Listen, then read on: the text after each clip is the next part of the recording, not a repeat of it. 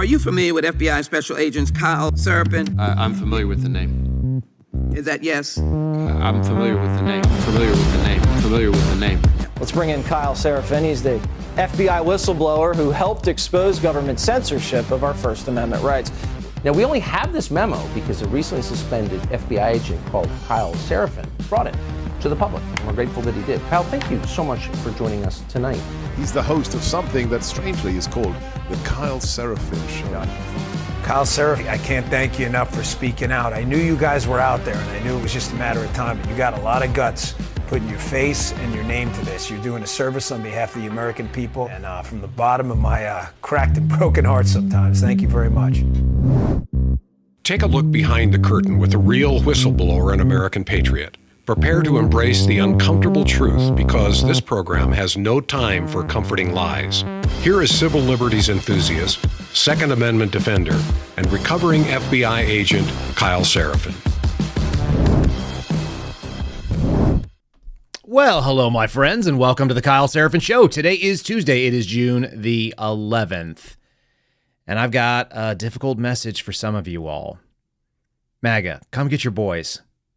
You got some drunk guys out there that are just making fools of themselves. We're going to talk about that today. Don't worry. I'm not going to sit and bag on Donald Trump. That's not what we do here. But some of these MAGA proxies really need to be reined in. And it is your responsibility as the audience they speak to get them straightened out. What on earth are they doing? Now, listen, I want to start off by saying very clearly, when you've been under fire for as long as Donald Trump has been under fire, and that's coming on 8 years, I have a small sense of what that is like in the last 2 years. You get a little bit of grace. You get a lot of bit of grace from me. You do dumb things. You say dumb things. Sometimes you say more than you mean to. Sometimes you don't say things the way that you like to. That just happens. I had a great experience with that over the weekend. You guys can probably see it on the screen. I took a 5-foot deep dive into a 4.5-foot deep pool, which is why I have a knot on my head, and then I don't stay out of the sun because I want to hang out with my kids. And so what do I get? Yeah, I get like, pretty prominent looking scarring on my forehead because I did some bonehead stuff. That comes from making bad decisions, from being under pressure. I get that. But the people that are not under pressure, the Marjorie Taylor Greenes, the Mike McDonalds that we covered yesterday, these people need to just rein it in, y'all. We're going to get into that. The Biden administration is more than happy to destroy itself. Can we please give them space to do that? That's all I'm asking. I'm looking for a little bit of sobriety. Let's not get drunk and lose our minds on the way into November. Today's show is going to be covering down on a bunch of things that are the real ammunition that needs to be focused on. We're also going to be talking about some stupid stuff that needs to be cleaned up. Can we please do that? Before we get too far into today's show, I want to say thanks for the AMRADs for joining us. This is just a gentle reminder that on Tuesdays, Thursdays, and then also on Saturdays, my friends Steve Friend and Gerardo Boyle, they raid our show. I'm not open on Saturdays, but you know what I mean. They raid the show and they join our audience. You can see them at 8:30 Eastern Time. And that's when they start. And then they come directly into our live chat. So you guys should join us over here in the live chat, rumble.com/Kyle Seraphin. If you're watching us on anywhere else, if you're watching on X, just scroll through the timeline. You'll find us there. If you're watching us on YouTube, think about joining Rumble. Why? Because we don't get demonetized and censored there.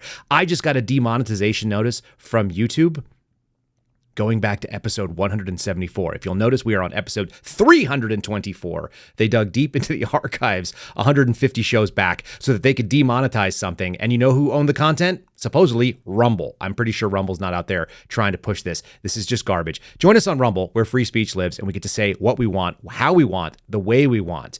And we can be honest with you, which is a little bit about what our 5-star review at the end of the day is going to be about today. All right, without any further ado, let's launch into this. I want to start off with a story from my buddies at Catholic Vote. That's where we're going to go. This is some of the biggest ammunition that continues to exist against the Biden administration. If you guys are not getting the loop, you're missing out on probably the single best 2 or 3 minute email that you're going to get every single day when it comes to informing you on a broad spectrum of issues, including stuff that I don't even understand. Today has an article about some sort of trans hermit. He's like a monk / brother religious order, and he or she, I don't get it. I tried to read it and I was like, I don't even know what that guy's deal is. You're not going to find this stuff anywhere else. At Catholic Vote is their social media handles. You can find them on YouTube. You can find them on X, but also the website, CatholicVote.org. They're an organization about faith, family, and freedom. They are also an outstanding news outfit. And today's first story comes directly out of the loop. Look at this. Catholic Vote reporting almost no job growth for American-born workers, while immigrants see the biggest improvement. If you want to take smacks against what's going on in the so-called Biden economics or the Bidenomics, the Biden America, the plan that they have for this country, this is where you go. You go for hard data and the things that hit Americans' pocketbooks. We don't need to be saying that the guy that you want to elect is like Jesus. Come on now. He's been married 3 times. He probably had a bunch of affairs with people. It doesn't make him the worst person in the world. He's not on par with the savior of all humankind.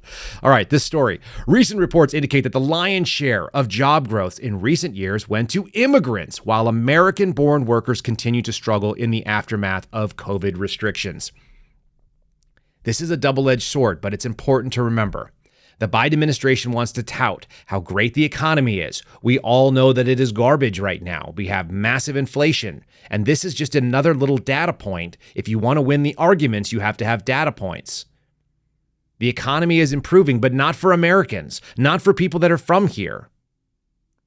The economy is improving for people that are born elsewhere and come into this country legally or illegally.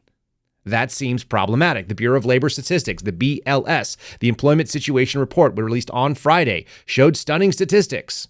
It showed that native-born workers, people from America, they lost. Okay, it says the number of employed workers decreased by 663,000, while the number of foreign-born employees grew by 414,000. There were only 971,000 more U.S.-born jobs in a period of about 5 years, going from May of 2019 to May of 2024. That's prior pandemic, under Trump, till now. Less than 1 million jobs total have been gained over the 5 years. The number of employed immigrants, meanwhile, has increased by 3.2 million. This is a place where you can beat the drum. If you're being honest, you just have to point out the people that are supposed to be voting in this country. We think there may be illegals, but let's just say the people that are supposed to have a stake and a share in this nation are not experiencing the benefits that the people who have no claim and no right to call for this place are experiencing, to the tune of like almost 3.5 to 1. Less than 1 million U.S.-born jobs in the last 5 years, 3.2 million by immigrants. What does that tell us?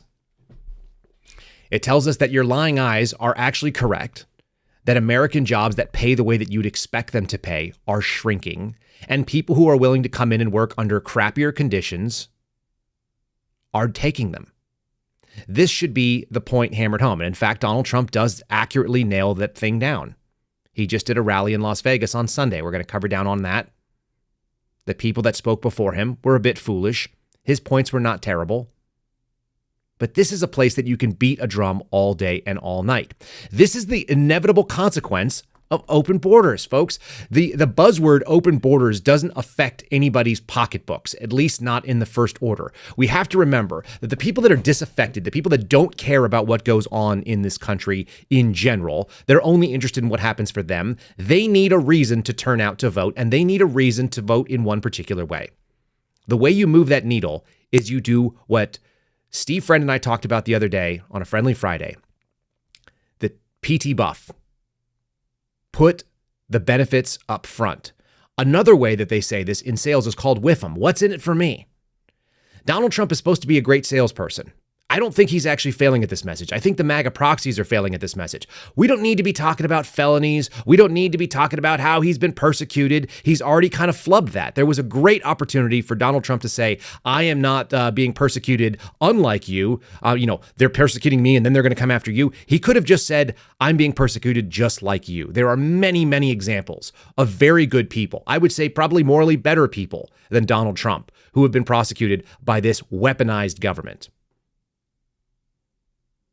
He didn't take that opportunity. Oh well, we move on. The new contrast is very simple. I'm interested in what's good for Americans. That's why I'm interested in what they say, literally the trademark, MAGA, make America great again. For Americans, for the people that have a birthright in this country. Not for some strangers that just snuck in the front door or the back door that we left wide open. Can we please get back on the messaging campaign where it actually talks about what's in it for the people that otherwise do not care? Can we please just focus and be serious? There's only a few more months in this. I'm hearing people crying about stupidity. We've got people on the political right that are taking pot shots at me and the other guys that lost our jobs. And then meanwhile, last night, Tucker Carlson airs an episode with Tristan Levitt, who testified with my buddies on May 18th of 2023 in front of the Weaponization Committee. And he's representing someone that I've known for years at this point. One of the first people who we knew was a suspendable, who got tossed out. I know this person. I've spoken to him extensively. I've had lunch with him. So we're in this, and we've been in this, and we know what we're talking about when we tell you that there was a compliance purge in the federal government. So can we please at least get serious about the people that otherwise don't care? The people that are watching this show, you guys already get it. You understand. You know that we're talking about an unfair situation with unfair options. But how about the people that don't otherwise give any rat's butts? The people working at McDonald's, the people that are working lower level jobs. How about your children? If you have college age and just graduating college age kids, what do they care about? Are they really interested in politics? Probably not. I can't remember being interested at all. What I remember is that I wanted to make sure that I had a decent job so that I could make a living, so I could have a car that ran. Let's talk about what's in it for these people. Is that the way that the most idealistic situation should work? Is that the John Kennedy, ask not what your country will do for you? No, but we're not there anymore. We're in a time of narcissism and selfishness. Look at who we're trying to elevate to the White House. Two people that care about themselves quite a bit. These people are not the examples that I want my children to follow. That doesn't mean there's not one that is objectively better than the other. One guy claims to be a Catholic, shows up at Mass. He's all in for baby death. He's all in for destroying this nation from the inside out, from fundamentally transforming it so that it won't look anything like it. And all he really seems to care about is, can his kids be rich enough that it won't matter what happens in the rest of the country because they'll be able to afford to do their own thing. The other guy's talking about the right stuff. But let's not make it about Donald Trump, people. And let's certainly not make it about like this idolatry that keeps going on, which is freaking wild. Can we tune that down a bit and just focus on issues? On the issues alone, conservatives dominate at this point. They absolutely have all of the facts. There's nothing that can take away from that unless you give them a lot of ammunition. We're going to talk about that ammunition today. All right, please. Let's focus on numbers like job growth. Let's also focus on the fact that the economy is bad for the people who are at the least and the least financially solvent, the most financially vulnerable. This is a story that I touched on a little bit yesterday. It's coming from ABC. Credit card delinquencies are rising. What does that mean? They're giving you some options about what you do if you're at risk. What they are not talking about is the causality of this. Why do people get into credit card debt over their heads, and who are the people that do it? That's the things that I'm most interested in. The little subjects or the little blurbs that you're seeing pulled from this article say that the share of credit card debt that's severely delinquent, defined as being more than 90 days overdue. These are overdue credit card balances that we're talking about. What are they? Generally 20 to 30% interest rates, like highway robbery. They rose to 10.7% during the first quarter of 2024. This is 100% sitting behind the Biden regime's situations that they've done, what they've done with our economy. A year ago, it was 8.2% of credit card debt that was severely delinquent. We're talking they've missed basically 3 bills. That's a lot of penalties. That's a lot of interest. That means you're not even making the $17 payment on your $2,000 card or whatever the heck the balance looks like. And it went up by 2.5%. More than 1 in 10 people who has a credit card is dealing with severe delinquency. Why would that be? That would be because people don't have the money to pay their bills and they're prioritizing things. That's when they're saying, I'm going to pay rent and I'm going to pay my water bill and my electric bill, but I'm not going to pay for all the things that I bought, which were groceries, which now cost significantly more than they have. My wife and I continually go to places like Costco, or we go to our H-E-B, which is our grocery store, and we're just blown away by the high bill and the little things that we're getting for it. And I remember watching it when I was an FBI agent sitting in Las Cruces, New Mexico, going into the Sam's Club and watching the price of bacon, which we would buy. And I watched it go and basically double in a period of 12 months. This is where you go and you have, like, literally the people who are trying to bring home the bacon are seeing that it costs 50% more in some cases. This is where you go and you hammer this stuff home. You don't do it with idolatry. This little blurb here says that credit card only make up 6.5% of consumer debt, according to the Bank of America Global Research Report. But increased delinquencies appear to be outpacing income growth. So what does that actually tell us? It tells us that even though people might be making more money, their money is going less far because they're having to spend more money on products that they need every single day. 6.5% of consumer debt doesn't sound like a lot, but we're talking about things that are transactional. You don't have transactional debt in terms of a car loan. That's a long-term debt, 3 to 5 years. You don't have long transactional debt when it comes to your mortgage rate. That's going to be sitting there for anywhere between 5 and 30 years, right? Maybe you refinance it and kick it down the line and you even do it for longer. When we're talking about transactional debt representing, 6.5% of all the debt, and 10% of that means people are absolutely failing to pay it. They are just given up 3 months or more now. This is one of those first tipping point signs that people are going into failure. This is a financial failure situation. When I worked as a paramedic, you would always look for indicators. What is something that tips me off about the way the rest of the body is functioning? When the people who are dealing with transactional debt can no longer even pay their basic credit card bills, and we're not talking about paying off the debt, we're talking about just servicing it at the basic levels. When that is now the case, we're in financial distress. That is a winning issue for people who are conservative, who want to see a better economy.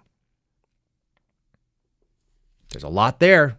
And so what happens when you see this sort of failure? What do people want to do? The left wants to pay these people off. They always are looking for a way. How do we buy off our electorate? It's interesting. I'm seeing Mitch's Glock just talking about how we've got student loans and medical bills. No one helps pay them off. We're actually going to touch on that right now. Before we do that, let's pay off a little bit of our bill situation. It's not really a bill situation, folks. This is just our buddies over at Patriot Coolers, patriotcoolers.com, the promo code KYLE. This is the tumbler I'm using for today. You know how good this thing is? This thing's full of cold water. Look at this. Can you hear it? There's water in there. It doesn't pull out. There are not a lot of cups that are absolutely spill-proof. This one actually does it. It's an outstanding tool. It keeps your water cold. My water is actually cold from the night before, and it might be from yesterday.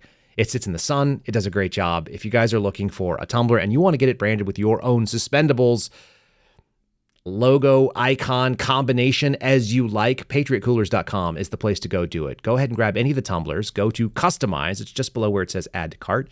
And use the stock images looking for the suspendables tab. They've got some other cool ones too, though. They've got some American flags. They've got an axe. They've got some first responder stuff. They've got some military veteran things. They've got some just basic things like, let's get this day started, but first coffee. Take your pick. Promo code Kyle will save you 10% on any of the products there. And if you're looking for a long-term investment, pick up one of their rotomolded coolers. You will not be disappointed. They're a handsome piece. They do a great job. I use them literally every time we go and spend too much money on groceries.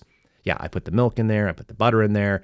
It's 100 degrees outside in Texas, so it actually is a nice option to run around with an insulated cooler in the back of your vehicle. Yeah.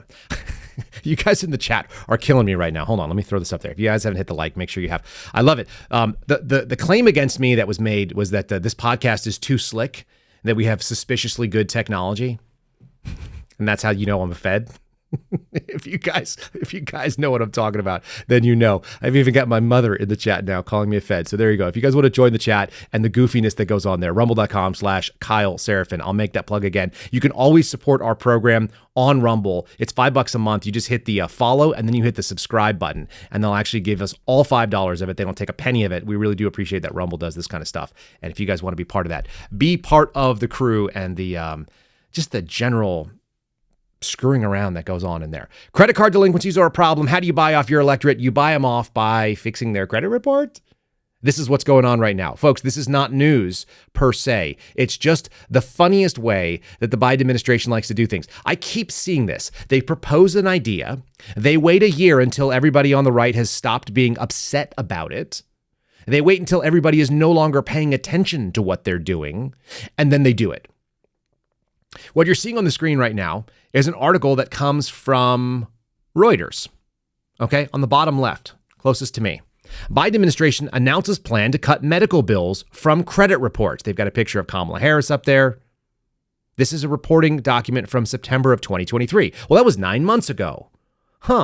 Why did they let it sit so long? Because they like to introduce ideas, hold on to them until you've forgotten, until the right-wing buzz is down, and then they go out and execute them. They are constantly playing demolition derby with all of the norms.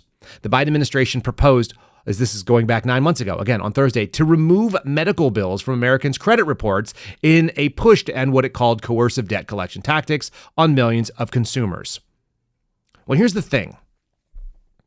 The only question about whether a debt should be on or not on your credit report is whether or not it is a valid and legitimate debt. Do you actually owe that money or not? Did you agree to pay something and then you didn't?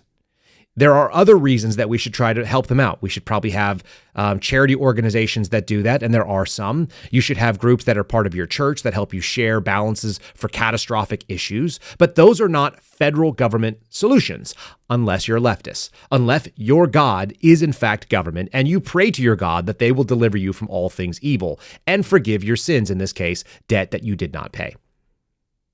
The political left absolutely loves the idea that government will grant you all clemency and leniency and fairness and all good things. You just have to give them enough power to do so.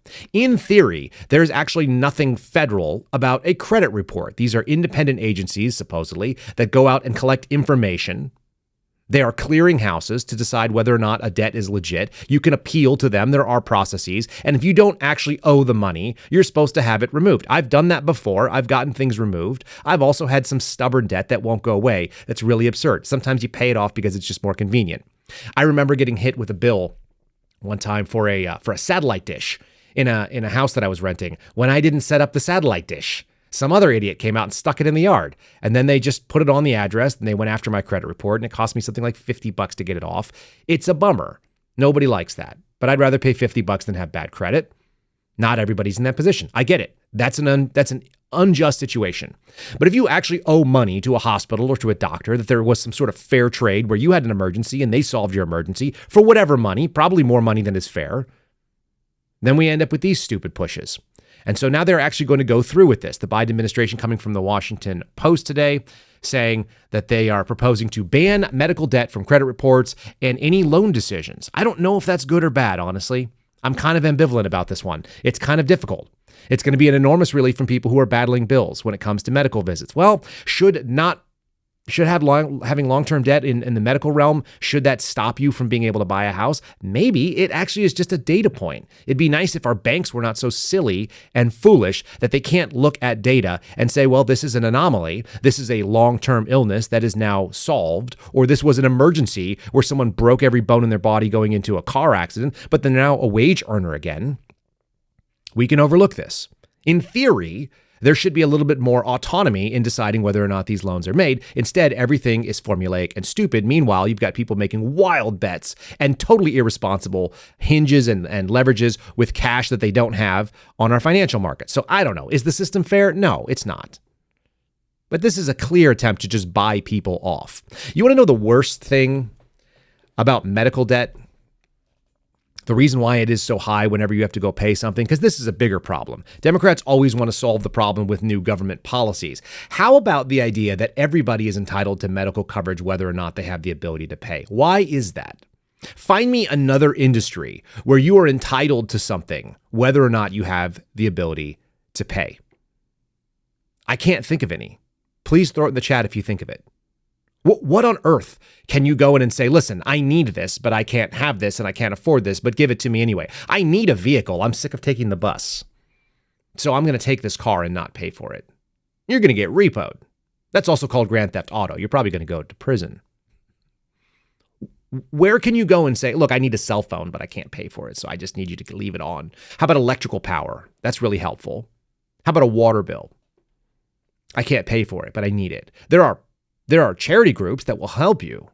But I cannot think of any other place where the government mandates that you're allowed to have something that you can't afford to pay for, and that's supposed to be okay. And what happens is, it's not the people that are in catastrophic emergencies that fell off the top of, like, let's give a great example. When I used to be a paramedic, I was working in Tucson for the military, and I was working as part of the Tucson Emergency Access system. So emergency medical, they have all these wild things they do, and we got to rotate through as paramedic students in the Air Force and work with the EMS service. We'd work in the hospitals. We'd go out and do all kinds of different things. We had patients that climbed the border wall, because yes, there was a border wall down south of Nogales, and they fell off the border wall. They had a plan for getting into the United States, but not safely. They would go up 25 feet on a ladder, fall to the other side, and have double femur fractures. That is a life threat. That is a serious problem when you've broken both of your femurs because you're too stupid to figure out how to get down the other side of the wall. And they'd come in. After 3 days in the desert, they're all messed up. They're dehydrated. They're probably losing blood internally. You can actually bleed out inside of your own thighs from a femur break if you're not careful. Okay. And we treated those people, and they had no ability to pay. I actually don't hate that. That's actually a pretty good thing in some ways. But should you be able to be a homeless guy who takes an ambulance trip down to the emergency room 7 days in a row because you're just trying to get closer to the homeless shelter, which is now an extra shorter distance? You took 50% of your ride down to get to downtown and came to my ER simply because you have quote unquote allergy-like symptoms, and then you pay zero. You can afford to buy cigarettes. You can afford to keep track of your flippin' bicycle, which they took in the ambulance for you. But you can't pay a single penny towards your medical bills. Do you know that almost all emergency room visits, if you refuse to pay, they go to collections within 24 hours? It's pretty standard across the medical industry that if you cannot afford to pay, they immediately go to collections on those. Why? Because they already know that you're never going to pay, ever. So you know who pays for it? Me and you. Anybody who has health insurance and anybody who has a pocketbook that can write out the check. You're going to pay for the other 3 people that pay nothing. A vast majority, I would actually say a majority of the people that came into the emergency room when I worked there, and I only have a couple thousand hours of clinical time, so that's not that much compared to people who have done it for their life. But you know, a huge chunk of people do not pay anything, ever. They never pay a penny. The folks come in from the registration group. They ask them what their ability to pay is. Nothing. And they still treat them. They give them the full treatment, and they're not treated any worse. And that's why you're paying, as one of our chatters just said, $100 for a Tylenol. I've seen people get emergency room bills that are hundreds of dollars, and all we did was give them Motrin because they came in for a flippin' toothache. Did they pay those bills? No. You pay them when you actually come in with your health insurance. That's why things get expensive. When you get government involved, you're going to have a worse outcome. So even though I'm kind of ambivalent on whether or not people should lose their ability to get a loan, having just not been able to get a loan in Montana because my business hasn't been open long enough, I get it. There's a requirement. There's a risk going in when somebody doesn't have a track record.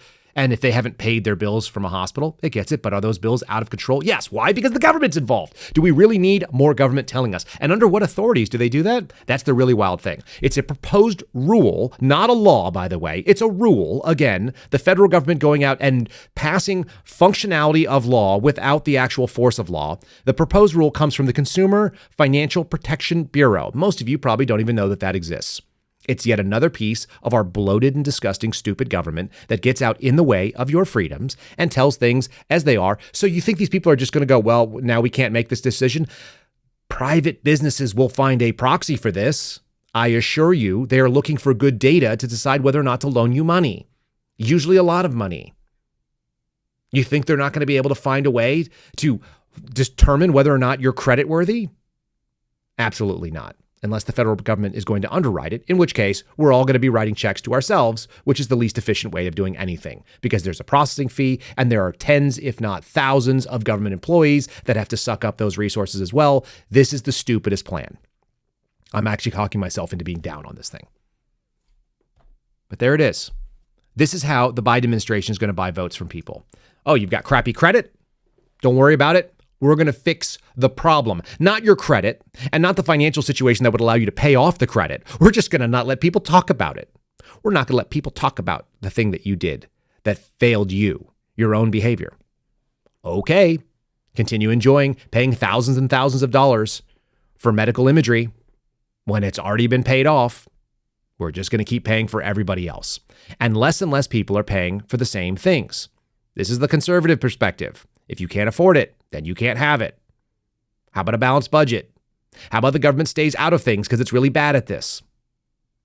It's really terrible at doing any regulation. We're going to talk about guns in a second in the same story. But like I said, there are plenty of reasons to watch the failures that we are seeing. Here's another article I'll just show you up there. ABC covered it, NBC covered it, Washington Post covered it, and Reuters covered it a year ago. There's plenty of reasons to be mad at this regime. The biggest ones are going to be actually going after our kids. Yes, debt is a problem. Yes, debt is a problem for those who have the least amount of money. How about this, though? We are inching closer and closer to a conflict with Europe, and we are giving them every single reason. Sorry, not Europe, Russia. We are giving Russia every reason to believe that we can't be trusted in what's going on in Ukraine. This article right here is from April 6th of 2022. Well, that's not very new, Kyle. That's 2 years old. Yeah, it is. Right-wing Azov battalion emerges as a controversial defender of Ukraine. You guys remember the Azov battalion? I don't know enough about this place, and I'm guessing neither do you. You all think that you know, and everyone thinks that they've seen something on social media. I am a naturally distrusting person. But when people like the Washington Post and ABC and NBC are all defending them and their quote-unquote checkered past, that kind of tells me that the whole Nazi thing that we keep hearing about probably has some legs, doesn't it? When the people that I disagree with on basically everything that they report, and I can see that they are slanting and shading the news story, when they're out there defending somebody because it's really, really hard for them to say, we stand with Ukraine, but also Ukraine has a bunch of Nazis working on this particular battalion, then I tend to think the Nazi thing probably has a little bit of validity. This is a 2-year-old article talking about how they were a controversial defender. They have many far-right views. It welcomes all volunteers, regardless of ideology, as long as they're willing to fight Russia. Now, they made a really interesting point deeper in this article that I had not considered before, which was that people sign up to work for the Azov battalion and to fight there because if you're a fighter and you're a far-right type person, which is to say you're a fascist or you're a Nazi or something to that effect, you're not really interested in getting into a fight in Africa. You're not going to go and fight Muslim on Muslim wars. That's not going to be a jam for you, is it? You're probably not going to go and find yourself in a conflict in Asia, Philippines or something like that. That's not really your jam either. But if you got a choice of fighting white people who are pro not what you're into because you're into some sort of white supremacy cause, and you want to go and fight for ultranationalism, taking up arms against Russia sounds okay. This was the argument made in this particular piece, like I said, from the Washington Post. And I found that to be somewhat interesting and compelling. And then you get the whole fun game where you've got people like ABC who are going to refer to them as having a checkered past. You know what a checkered past tells me? It tells me that you are trying to cover for something that you are very conflicted about, ABC News. The United States is now lifting a weapons ban on the high-profile Ukrainian military unit with a checkered past. This is the article coming out today. The United States has lifted a ban on providing American weapons and training to the controversial Ukrainian military unit that was key in the defense of a major port city. It doesn't matter to me. Obtaining Western weapons and training from the United States will only increase the combat ability of the Azov. But most importantly, it'll contribute to the preservation of lives and the health of personnel. We keep hearing, and they're actually stated this in this article, that Ukraine, which has gotten $100+ billion from the United States, twice the budget of the United States Marine Corps, that they are having a very big difficulty fielding and accessing weapons, having enough ammunition. They have persistent ammunition and personnel shortages in Ukraine. This is quoting the article directly. But up until this point, the United States State Department said, well, we're not going to be able to give anything that benefits the Azov, and anybody who's associated with the Azov battalion is not allowed to come and do Western training or U.S.-funded training or use U.S. funding munitions or weapons. They've opened that up. Why is that? Why are we expanding the conflict with another nuclear power? Other than the fact that anything that can distract from what the Biden administration continues to fail on the economy is welcome to this group. Joe Biden's losing it on every level. The economy is terrible. The border is open. It's hurting people that should be his voting base, that he thinks are his voting base, the people who have the least amount of money. Those people are going into credit card default. So what do? Let's open up a war. Nothing gets the poors more excited than fighting evil, right? if you want to believe that. The problem is this is 2024. The internet is ubiquitous, and people, even with no money, have the ability to look on a phone and see, hey, I think you're lying to us. And that checkered past thing, that's usually the way that you try to cover up for things where actual evil is going on. It's very interesting to me when this is going to be the push that they have. So we're pushing for more weapons and munitions, more capabilities and fighting styles in Ukraine. We need to be able to give training to potential Nazi units and people that are going with policies and, let's say, ideology that are antithetical to American Western democracy and our republic. So what do you do instead? You do that, and at the same time, you clamp down at the people at home who might be dissidents and might want to own firearms. We're going to talk about that in 1 second. Before we do so, let me just suggest, if you guys are looking for something that is going to sustain you and probably the rage that you're feeling a little bit right now, madhatjerky.com/Kyle is a place that you can go. They've got a great Father's Day box with 15 different flavors. You don't need 15 different flavors. Just take it from me. The best flavor is black truffle. Anyone who disagrees with me is wrong, and I'm sorry that you feel that way. The second best flavor is roasted garlic. If you want an outstanding premium jerky made from USDA prime beef, you can do that at madhatjerky.com/Kyle. Use promo code Kyle, Kyle, whenever you do the checkout. That'll get you 20%. I think they've got a Father's Day 30 promo. Check the website. Make sure you go through our link, and you will get the best discount available if you're trying to send a gift to your dad. If your dad likes dehydrated meat snacks. Does that sound weird? It's a little weird. My dad doesn't like that. That's okay. I like it. It's my favorite. I just ordered some more. It has to happen. Folks, check out madhatjerky.com/Kyle. There you go. And the promo code KYLE. Let's rock on and let's talk about my favorite subject, the government coming for our guns. This is coming from Daily Wire. It's written by Kevin Roberts and Ryan Walker, both out of Heritage Foundation, one of those organizations that I do think pretty highly of. The folks at Heritage seem to get it. I talk to Mike Howell on an infrequent basis, but frequently enough. It seems to be dialed in. They at least understand the scope of the problem and the fact that we do not have serious people on the Republican side. Someone actually commented on our show yesterday on Twitter and said, I'm sick of hearing about all the things that are wrong. You know, what are you going to do about it? It's like, what are you going to do about it, lady? What are you good? How much have you gone out there and talked to your politicians that are supposed to represent your interests and instead are willing to send more money to Ukraine and cut down on American gun owners' rights? What have you done about it? What have you demanded of the people that are actually in power? And what have our Republicans who are actually in power done to solve our problems? The answer is not very much, y'all. Very, very little. People in America are starting to see the same experience that the suspendables had when we brought information to Congress. Somebody just asked me, hey, are you willing to talk to Chuck Grassley's office? It's like, no, I'm not. Do you know why? Because I've talked to Chuck Grassley's office. I gave them an hour and a half of disclosures that I'd made to Jim Jordan's office and the fact that we were being retaliated against. And the answer to all of that, listening, and my attorney had to shut me off because I almost started with an FU. The guy said, okay, so we understand all that. So what do you want to disclose to us today that's new? It's like, go piss off. How about you do something when you claim to be a protector of whistleblowers and you don't do nothing about it? You don't do nothing. I got double negative. That's how frustrated I am with that. Biden's new campaign right now is against America's law-abiding gun owners. Daily Wire yesterday. Opinion piece. President Biden is poised to lose his job. Is he, though, folks? Does that seem what's going on here? We better get some people off their butts. Americans are already frustrated about wide open borders, crime-infested streets, and unaffordable gas, groceries, and rent. By the way, I actually just saw that, I can't remember what it was. I think it was an NBC article saying that the FBI has reported that violent crime is down. This is the same FBI that actually doesn't include major cities like New York City and Los Angeles. That's how they get those numbers, by the way. So they're always fudging it, talking about yesterday's topic of framing, correct? They're framing it. Now we've got this thing going on, which they've launched as a way to keep Americans safe from violent crime. This is the claim that they have. The Biden administration says this, but what are they really doing? They're really framing it that every gun is a potential crime gun. I like that this guy has like what looks like either a 50 cal or maybe a 338 Lapua that's sitting on the thing here, some kind of long precision rifle. If you're looking at our picture right now, you're seeing a show. It's a gun store. A guy got a big rifle in a brace. And the thing that I also really hate about seeing these pictures, because the media is terrible about it, even Daily Wire is bad. It's got this rail system, which is known as key mod. And key mod is marked and known to be unstable for holding on to accessories. So I think that's pretty funny. It also looks like little penises running down the gun, which I think is really silly too. I hate key mod. I'm a 100% M-lock kind of guy. If you guys know what I'm talking about, you know. If you don't know, go read the Crane engineering report on those two styles. And it is definitive that M-Lock is a superior technology set up to be able to attach accessories. I don't know why I got into that, but that's a gun thing you guys should know. Anyway, meanwhile, they've got this picture, which is distracting me.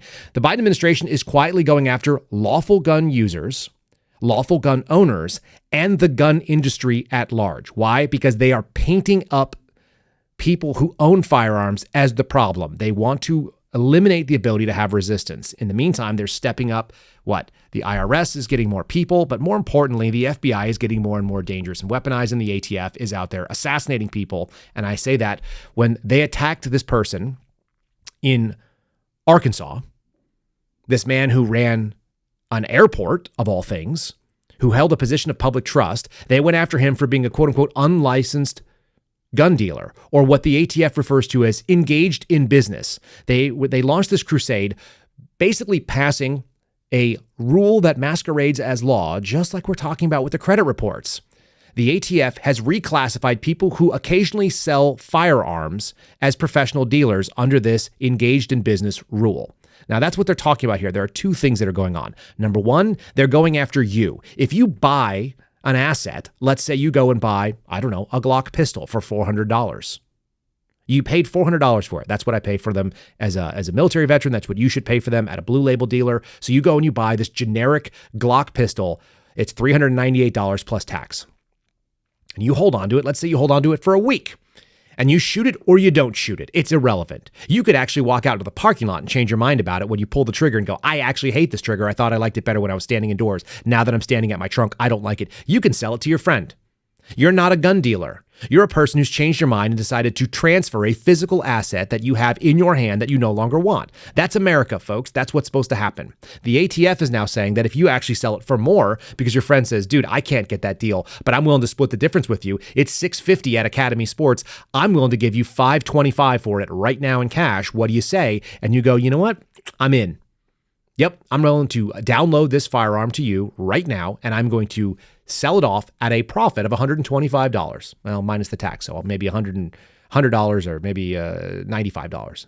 You're going to make a $95 profit in 15 minutes buying a gun, selling it to a person. As long as you don't have the belief that your friend is a prohibited person in most states, you're good to go, especially states like Texas. Well, how do you know that, Kyle? Because I've done it hundreds of times. I've hundreds of times flipped over firearms, rifles, shotguns, handguns, revolvers. I have done trades. I have done cash. I have taken a rifle as collateral for a loan against a cheap truck that I sold to a guy who just got out of the Marine Corps and held on to his rifle because he didn't ever pay me back. It's just a thing. If your friend said, hey, I'd like to buy that TV from you from Walmart, you just bought it for $400, but it's not on sale anymore. Now it's back up to $800 and he's willing to give you $500 for it. You can do that. And a firearm is no different. It's just a machine. It serves a purpose. It's a functional tool. And if you can't sell your own tool for a profit on occasion to someone who is willing to do it, engage in basic commerce, then we are not living in America. And right now, I'm telling you folks, we're in a post-constitutional America because the ATF has now classified you as a professional firearm dealer. I always buy things in multiples. When I find something I like, I buy several of them. When I was getting my final paychecks from the FBI, I bought something like 3 or maybe 4 Sig Sauer MCX rifles. They were like close to $3,000 each. I was like, we got a paycheck now. We may not later. I want these. We're getting it done. I turned around and sold 2 of them that I didn't like the configuration on. The barrel lengths were not to my suiting. I swapped out a rail system that I kept on one and I sold the other one too. I made a slight profit on it because they were hard to find items when I got them. I got them on Gunbroker, auctions, places that were not obviously easy for other people to find. And then what? Am I a professional gun dealer because I made a few $100s and I turned around and dumped it back into either ammo or optics or more accessories? No. But the ATF is classifying you that way. And the other thing they want to do is go after the ability of firearms manufacturers to make affordable products. It's a twofold attack. Number one, if you buy them and you sell them, if you don't hold them forever, you're a problem. The second thing is, can we make it more expensive for U.S. firearm manufacturers? There's a new ATF business rule proposed, which was made by the Biden administration's push by this moron that runs the ATF, Steve Diedelbach, or whatever his name is, who knows nothing about guns, owns no guns, probably has not fired enough guns to actually even rival the experience of my children who are under the age of 8. He wants all firearms to be marked with this thing called a Export Control Classification Number, an ECCN. Why do we need this? We don't. It's bullshit. It's made up. All they want to do is make it more expensive. They want to add an industrial process that makes it less easy for Americans to move things, to buy things, to make them less affordable for something that they don't want. It will drastically restrict sales to foreign civilians, which we don't want to. Why would we try and stop our businesses from selling a product that doesn't ever come back to the United States? Less than 1% of all firearms that were lawfully exported out of the U.S. between 2016 and 2020 were used in crimes, not in America, anywhere, external crimes, international crimes. It's a very, very small percentage because assuming that a gun will be used in a crime is absurd unless you have a different agenda. You're painting things, you are framing things with garbage information. That's what our government is currently doing with this ATF rule. Like I said, you don't need to give the Biden administration any wiggle room. They've got plenty of stupid, unforced errors. We don't need to be making them by acting like our guy, the person that we're trying to get into office, is somehow a hero or a savior. Let's act like government is what it is. Every time somebody says, once we get Trump in, everything will be okay. It's like, will it? You can cut down on some of this executive garbage. These are executive agencies. That'd be okay. How about Congress does its flipping job?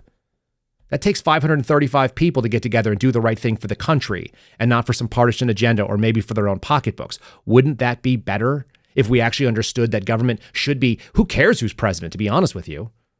Give me a functional Congress that actually doesn't do anything bad and starts repealing stupid laws, that reins in some of these idiots at the ATF, at the FBI, at the EPA, at the Consumer Finance Protection Bureau. How about we rein in the government we actually have? It's not going to be an executive that does it. We don't elect a king, people. But if we don't understand exactly what we're doing in this country, if we don't understand how the country runs, which is what most Americans fail, they don't understand basic civics. They think the president gets to say things like that. Donald Trump said he was going to do away with taxes on tipped income in Las Vegas. Like, how? Do we lay out a plan for that? No, but just say stuff. Can he do it? I don't know. Maybe. If Congress gets together and agrees. You're going to change the tax code by yourself? Okay. Sometimes he's successful. He had a pretty good tax cut that happened, if you guys recall. I saw significant amounts of money returned back into my paycheck in the 2018, 2019 tax code change. So it can be done, but that's a bold claim. We're going to stop taxing a certain type of income. Why? Under what authority are you going to not claim that that is income? Because it's clearly income. You're going to have to redefine income, in which case apparently all my Rumble money won't be, which is not that much, but it's some. If that's not taxable, that's cool too, whatever. Less taxes, I'm good for. Let's have some plans. Let's understand how things work. Like I said, you don't need to give these people any wiggle room. They do dumb stuff all the time. How about this guy? I'm going to only punch down at the Biden administration until the final end. I'm going to give you the thing. At the end of this, we're going to wrap up with, you need to come get your MAGA people that are drunk because they are cutting down these arguments which exist. Biden appeared to freeze at a White House Juneteenth event. And of course, I failed myself by not actually labeling the numbers of this video. I think this is the video of Biden acting like an absolute weirdo. He's standing on the lawn. You want to see the weirdest thing in the world? See 25 people who are moving naturally to music and one person that is frozen like they crap their pants or that their brain just stopped working. I'm telling you, you don't need to go after this guy on things that are made up. You don't need to turn somebody into a hero when the other guy is an actual villain. And he's also basically brain dead at this point. So here you go. This is a Fox News article covering this video. This video is freaking wild. I counted. I don't think he moves for the first 34 seconds. And he may have been frozen for longer. So here we go.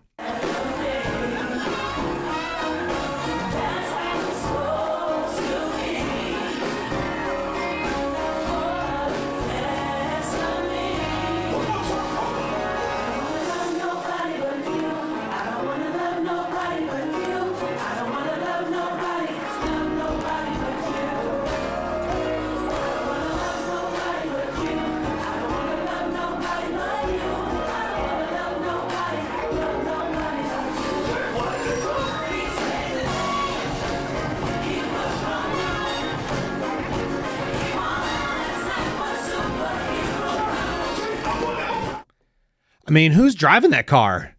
Seriously. Is there anything going on there behind? It's like, whoop, whoop. Hey, Bubba. He barely pulled out a smile. He's the only white guy except Kamala's husband who was awkward, but at least he was still physically moving a little bit. And then you got Kamala doing like the cheerleader routine where she's trying to do like hand signals, like I love nobody, but very weird. But the weirdest thing is an 81-year-old man standing awkwardly. Didn't he get raised in the black church? Isn't that what we heard? Wasn't he raised by the black community? Why is he so damn weird? Man, I'll tell you what, I don't even know if the lights are on. There's definitely nobody home, but I'm not even confident there's even lights.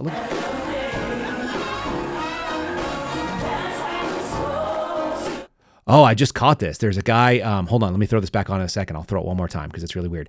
If you look on the far left-hand side of your screen, there is a man with long hair wearing a golden sequin dress. We have a weird tranny on the lawn again. Why not? It's Pride Month, but it's also Juneteenth coming up. So here we go.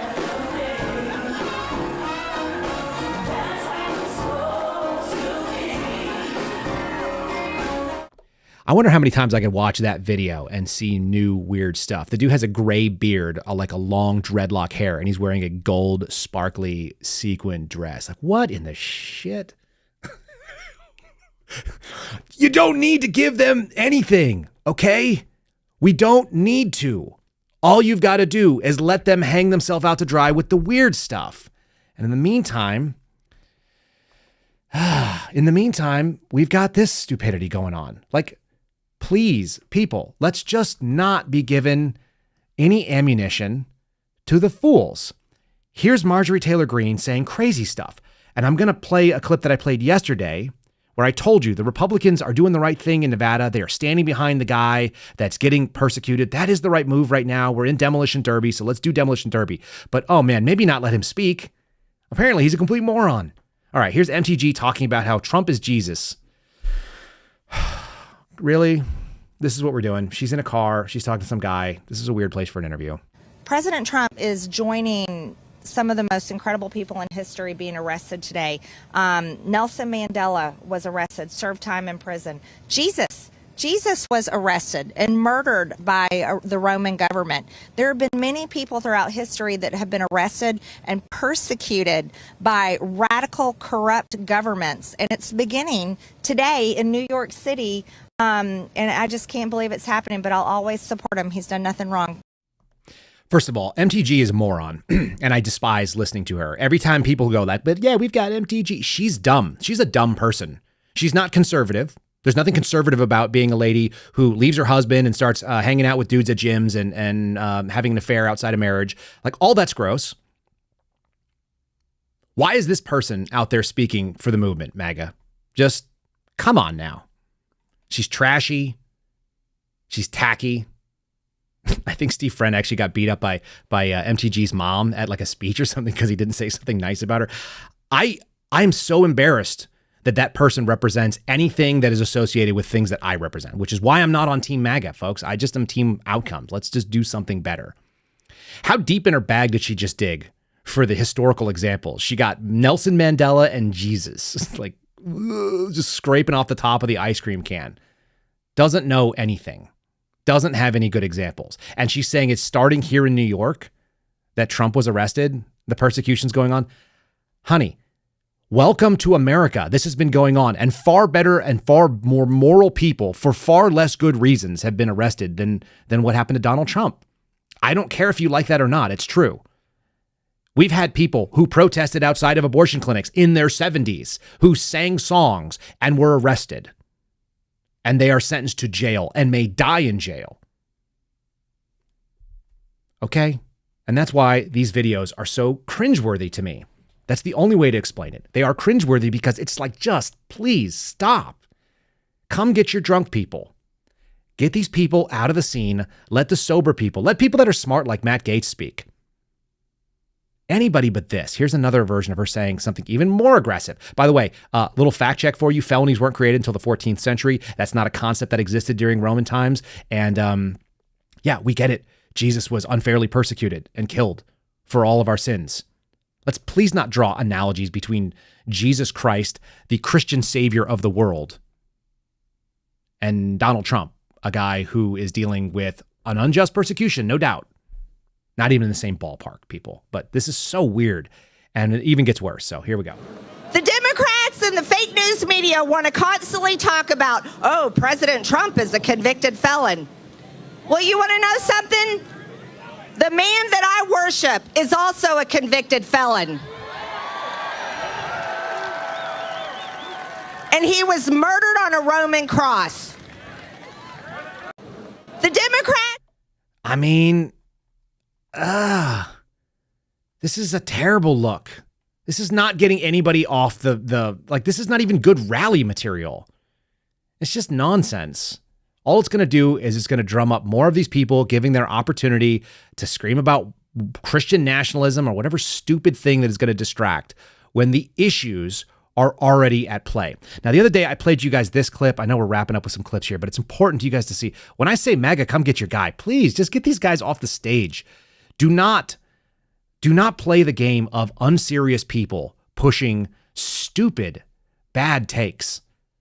Stay in the pocket. Okay, this is the Bill Burr, what we refer to as the technique, TM, the other day, right? The technique is real simple.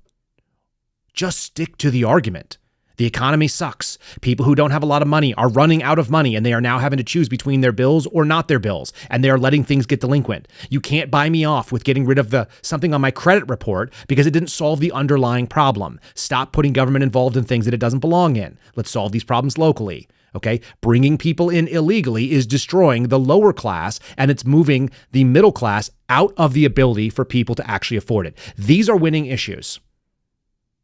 Saying that Donald Trump is being persecuted like a common criminal, and many of you have also experienced injustice. It's been going on for a while, and now even the upper echelons of the conservative movement are dealing with it. That's a real take. But Jesus Christ and Donald Trump share something in common. They're both convicted felons. Gross. And that's how you end up with this guy. So yesterday we played Michael McDonald. I'm going to play the clip again. I don't have it cut to the front. So let me just drop this in. This was the, Alex Walker, whatever, talking about the fake thing that we played. Okay, I'm going to give you this. Look at the guy that's on there. They did the right thing. They put him in as a real elector. He's on the slate. And then they let him talk. And that's the exact wrong. Home of the brave.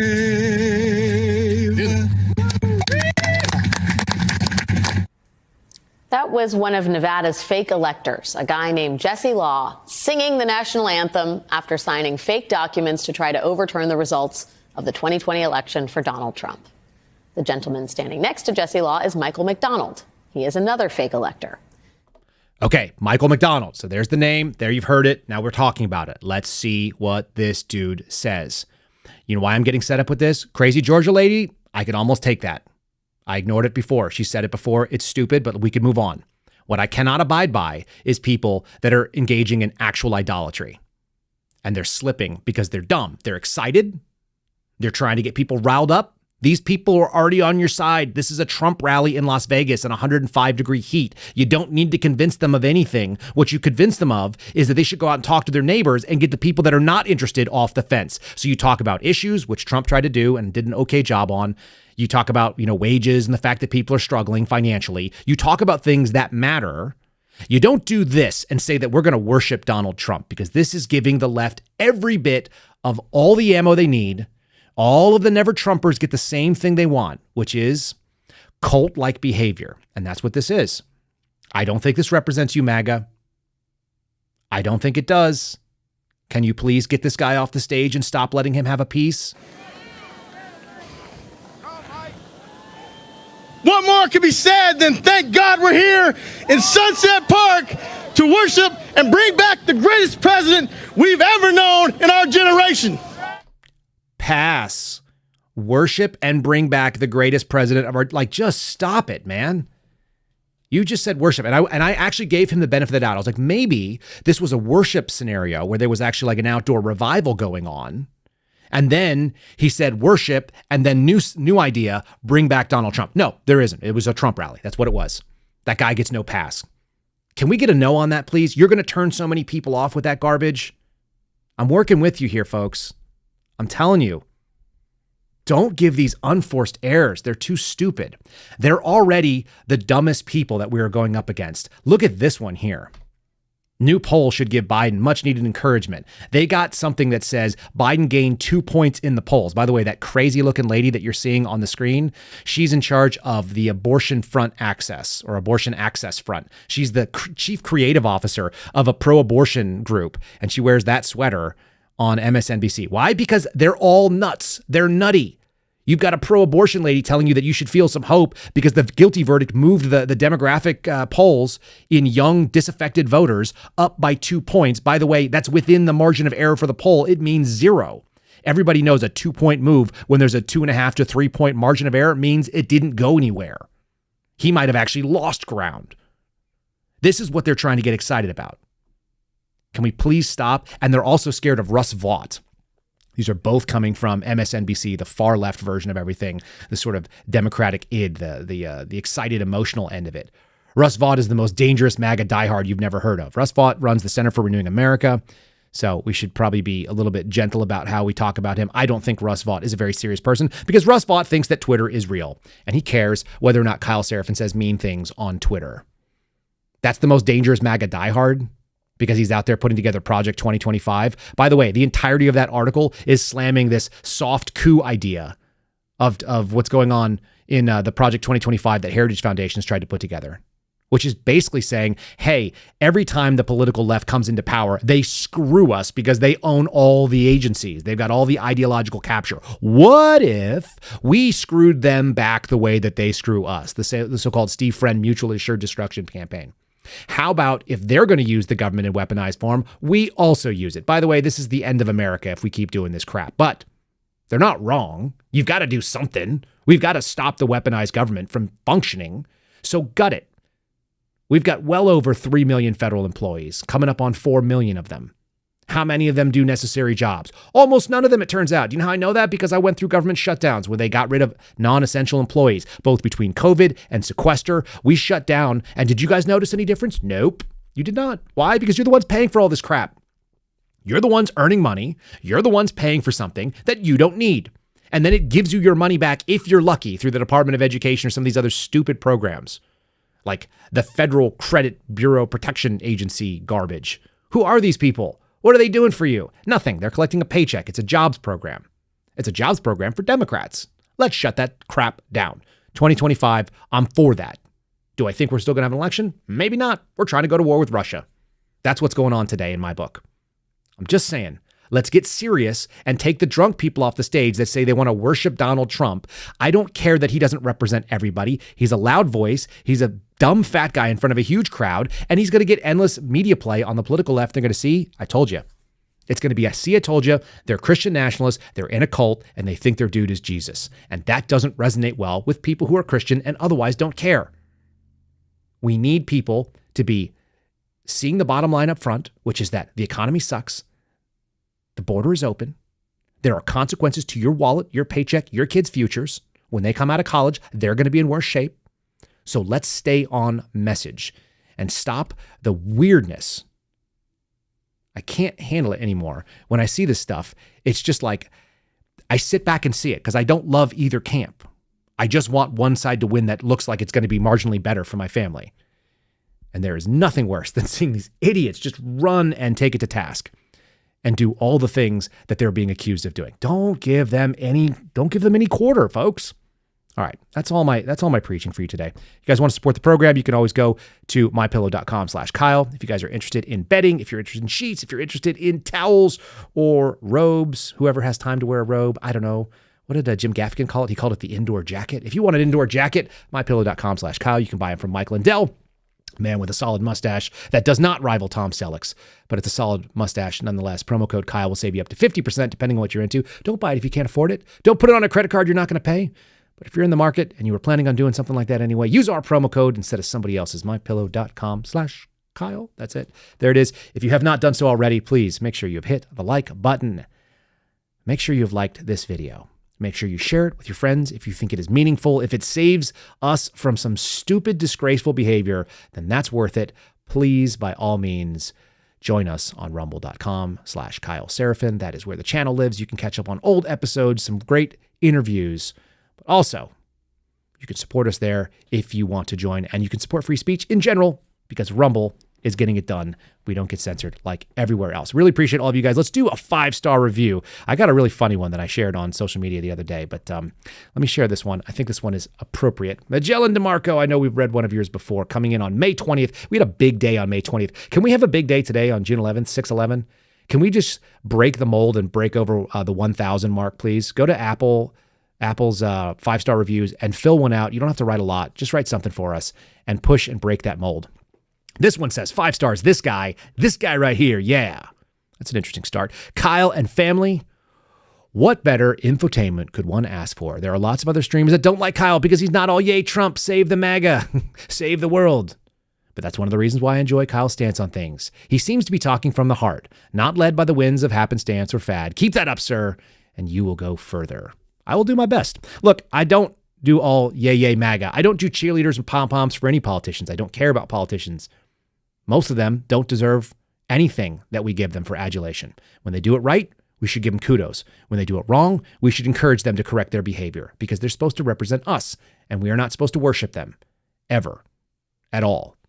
We need to be very careful of idolatry. The right seems very, very poised and trying to do the same thing the left does. The left wants to worship government, which means they want an all-powerful government, which means an all-powerful king. The right is starting to get the same way. This is the danger of tribalism, folks. It's not good. We can do better. We need to do better. If you want to win, you have to win from a strong moral stance. That may take a while. It took us 100 years to get to this garbage. We're not going to get out of it in one election. I'll disabuse you of that notion right now. There is no way that one election in 2024 saves this country, but it can start the path to some redemption, and we need to do that. Let's do it the right way. We can do it. We can do better. I expect it. You guys should expect it of your politicians and the people that are speaking for you. Thank you so much for joining our program this morning. Look forward to seeing you guys tomorrow. I'm sure it'll be a weird Wednesday. Why? Because it's already gotten weird. We got people saying they want to worship dudes on Earth. All right. God bless you. Be safe today, and I will see you tomorrow in the morning. Thanks for listening to the Kyle Seraphin Show, streamed live weekdays on rumble.com/Kyle Seraphin. Follow Kyle on Twitter, Truth Social, and Instagram @Kyle Seraphin.